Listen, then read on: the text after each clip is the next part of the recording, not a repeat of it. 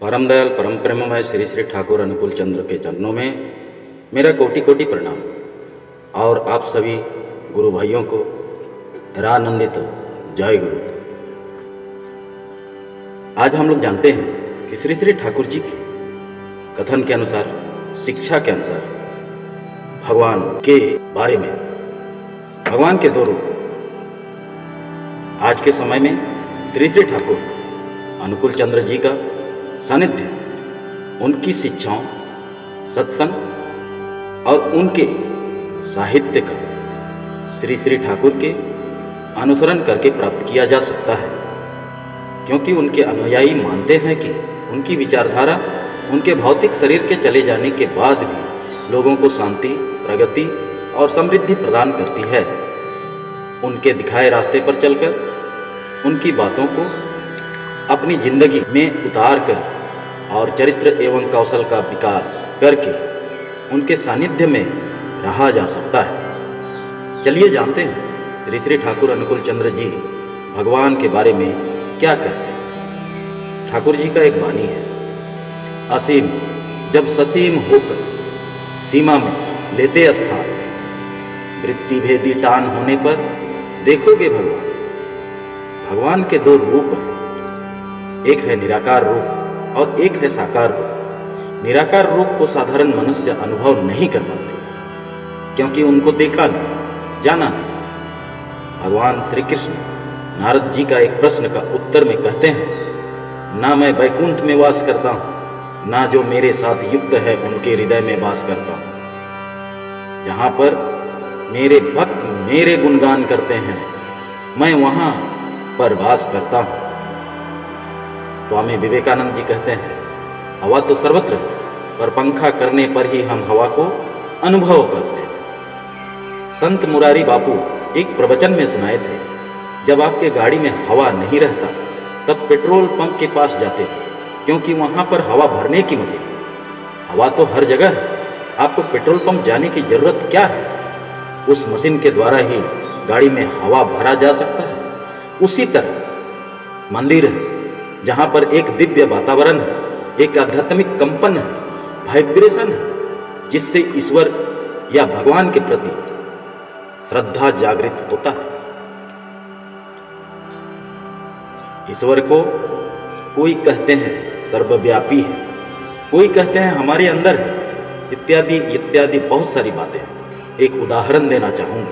अगर मैं आपको पूछूं समुद्र में कितने लीटर पानी है, बोलो तो आपके अंदाजा भी काम नहीं करेगा। यदि उसी समुद्र से एक बाल्टी पानी लाकर पूछो ये कितने लीटर पानी होंगे, बताओ तो आप इसका जवाब अंदाज से दे सकते हो। ठाकुर जी कहते हैं, असीम जब ससीम होकर सीमा में लेते स्थान, वृत्ति भेदी टान होने पर देखोगे भगवान।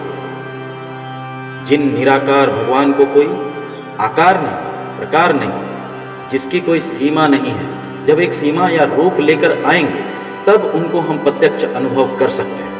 जब हम हमारे वृत्ति प्रवृत्ति को भेद करके उनके प्रति श्रद्धा रखेंगे तब समझ आएगा कि वो भगवान है या नहीं। इसलिए उनका धरावतरण होता आया। जब जब धर्म का हानि हुआ, अर्थात मनुष्य जब अपने दायित्व को भूल जाता है, तब तब भगवान मनुष्य शरीर में अवतीर्ण होते हैं, क्योंकि एक मनुष्य ही दूसरे मनुष्य को समझा सकता है। इसलिए वो मनुष्य के आदर्श, आचार्य, सद्गुरु या इष्ट के रूप में आते हैं। उनको जीवन में ग्रहण करना जरूरी होता है, क्योंकि आकाश के भगवान को हम बोध नहीं कर सकते। वे अच्छे काम के लिए उत्साह नहीं देते, बुरा काम करने में बाधा भी नहीं देते। जैसे विग्रह के सामने प्रणाम करके यदि कोई चोरी करने जाए, विग्रह उसे बुलाकर कोई सजा नहीं देते, कुछ नहीं कहते, ऐसा क्यों, तुम चोरी क्यों करोगे, ऐसा कुछ नहीं करते। इसलिए जीवन में जीवंत आदर्श या गुरु की जरूरत है ही। श्री श्री ठाकुर कहते हैं, अर्थ, मान, यश और प्रतिष्ठा पाने की आशा में मुझे ठाकुर बनाकर भक्त मत बनो। अपने अंदर ठाकुरत्व जागृत करो। तुम्हारा ठाकुरत्व ना जागने पर तुम्हारा कोई केंद्र भी नहीं, ठाकुर भी नहीं। धोखा देने पर धोखा ही मिलेगा। इसलिए गुरु के सिवा एडजस्टमेंट यानी नियंत्रण नहीं होता है। इसलिए गुरु की पूजा को छोड़कर पूजा नहीं होती। शास्त्रों में कहा गया है, सर्वदेवोमयो गुरु। शायद आप समझ ही गए होंगे कि भगवान है या नहीं, भगवान कौन है। गुरु ही ईश्वर या भगवान की साकार स्वरूप है।